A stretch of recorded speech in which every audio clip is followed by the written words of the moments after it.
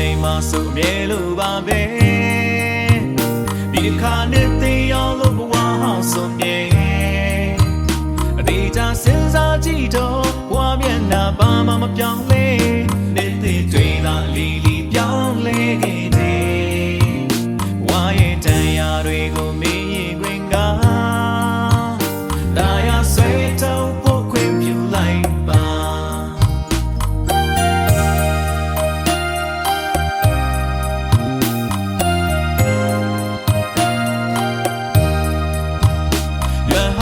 ချိန်မှဆိုအမြဲလိုပါပဲဒီတစ်ခါနဲ့သိအောင်လို့ဘဝဟောင်းဆုံးမြဲအနေကြစဉ်းစားကြည့်တော့ဘဝမျက်နှာဘာမှမပြောင်းလဲနဲ့သိတွေ့တာအလီလီပြောင်း